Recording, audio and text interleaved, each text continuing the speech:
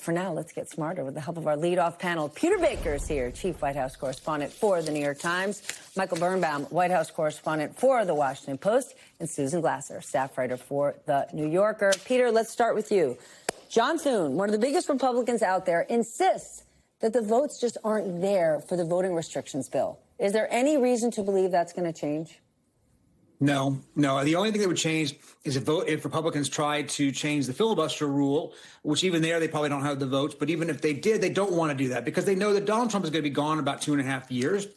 But they're still going to be around, and they want that filibuster rule to be in place. By the way, when do they want the filibuster rule to be in place? Probably after November if they lose the Senate, because they're going to want to be able to filibuster Democratic bills that come through the House, through the Senate, excuse me. And I think that that's one thing that Trump doesn't have. Trump doesn't have a long-term view. These senators do. They want the rules to be advantageous to them the way when they're in the minority, the way it is to the Democrats when they're in the minority. Susan, can we talk about Stephen Miller's post openly advocating for changing the voters? Changing them to who? Our forefathers, when only a small group of citizens were even allowed to vote back in the day when you and I couldn't? Well, he wouldn't be the only person close to Donald Trump who's cast a skeptical eye on women voting and playing roles in our public life. Our defense secretary, Pete Hegseth, has also expressed views like that, Stephanie, as wild as that seems. Look, the bottom line is there's to a certain extent, there's an outdated view going on here from Donald Trump about the idea that more voters is inevitably going to benefit Democrats, and he wants to restrict voters. He thinks that's going to help Republicans. Well, you know, our electorate has shifted a bit in recent years, and the truth is the higher turnout voters are now tending to be Democrats. I think there's a lot of Republicans who are concerned that Donald Trump's crusade against mail-in voting is something that's going to hurt Republican voters. So Stephen Miller may have a point of view that he's purging the electorate of unapproved voters, but it's not necessarily clear that it benefits Republicans. And in general, that seems to be the remarkable thing about Trump's temper tantrum on Capitol Hill. Once again, he seems to be operating at cross purposes with the political interests of his own party, at least in the next few months going into the midterm elections. Michael, I was out yesterday, so learning that Trump blocked this housing bill caught me off guard. This thing was an easy win for Republicans, and then Trump got in the way. How much worse has the relationship between the president and Senate Republicans gotten in the last 24 hours? Well, that's right, Steph. I mean, this was a bipartisan bill. Senate, in Congress, Republicans and Democrats have been working on this thing for months. It's intended to improve the supply of housing in the country and bring costs down. And it did look like an easy win for the president and for congressional Republicans who want to say they've done something ahead of the midterms. But Trump, in the morning yesterday, the plan was for him to sign the bill. But within a couple of hours, he interceded and switched it up and said he wasn't going to do it. And then he met for lunch with Senate Republicans, and there was a real shouting match there. Intense feelings on both sides, really nastiness, high temperatures.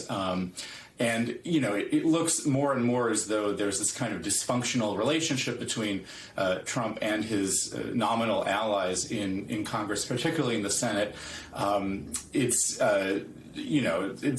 an incredibly messy situation. You have a bunch of Senate Republicans whom Trump has basically supported their primary challengers. They're YOLO Republicans at this point. They're on their way out, and they're more willing to challenge him. But by evening, you did see that Trump prevailed in a procedural vote on the War Powers Act that, some Senate Republicans had switched over earlier in the day. So there is rebellion, but he also is managing to keep pressure and keep some leverage over the caucus there. Challenge him-ish. Susan, a senior Republican told Notice that Trump is having an effing tantrum, and that effing doesn't stand for funky. First, it was Jay Clayton, and now it seems like he's taken all of Congress hostage. They're just down with this?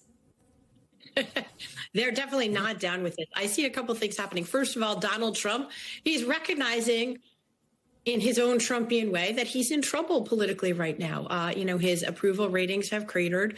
His relationship with the Senate Republicans, as Michael said, is fraying in part because of Trump's own actions. And I think, what does Trump do when he's in a corner? He escalates. His own coalition, is upset. You've got the traditional Republicans who are mad about the Iran deal that he's making. You've got the MAGA Republicans who were mad at him for starting the Iran war in the first place. And Trump is escalating. Trump's temper tantrums are a key part of the Donald Trump playbook.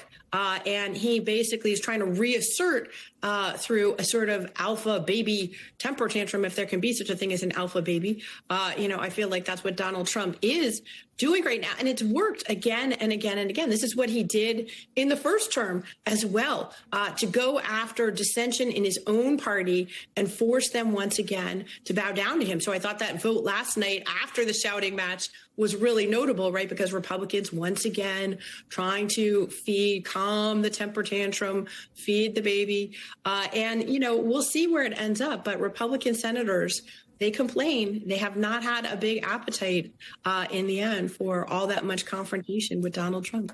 Okay, but then let's do something silly and be practical, because this housing bill would boost supply, which we desperately need, limit what homes corporate investors can buy, which has huge support from voters, and it would cut red tape that everybody wants. Michael, isn't the White House concerned that blowing something like this up makes Trump look extremely out of touch with the American people?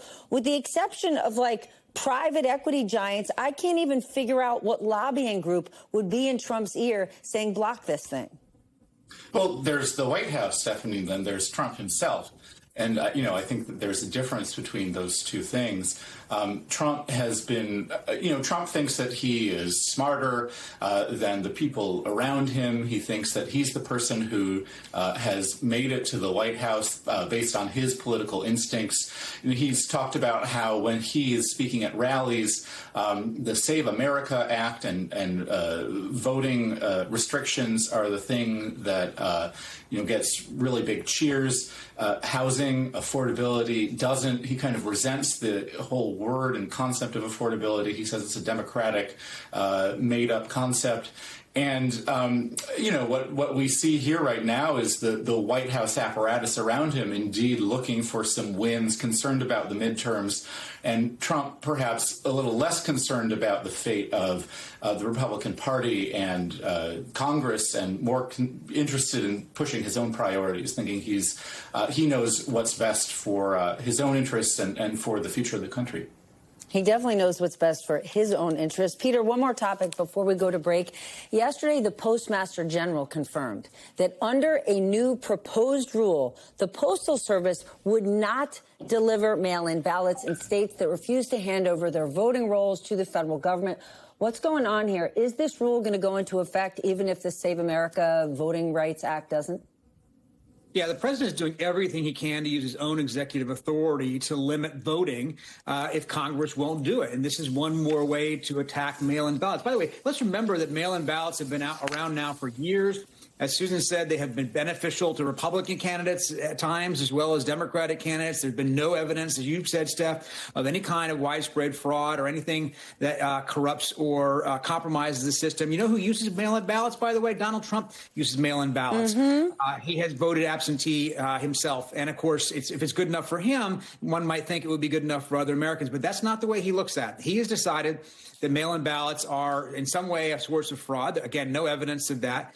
And it's also, so he's using the Postmaster General, to try to put that pressure on them. Well, I imagine this is going to go to court. We saw this in the 2020 election when he tried to, the Postal Service was talking about, holding back in terms of his ability to get ballots back in time to be counted for that election. We went through this, and it was a big scandal back then. We'll see if it's a big scandal now. But it ought to be noted that when the president is out there holding back on a housing bill that could help his constituents in order to hold hostage for a voting restriction bill, what he's saying is, I'm not going to try to litigate this election on the merits of the issues that voters care about. I'm going to try to change the rules so that my guys don't lose. And one last thing I would say is, by the way, the Senate really put Trump on the spot yesterday by leaving town.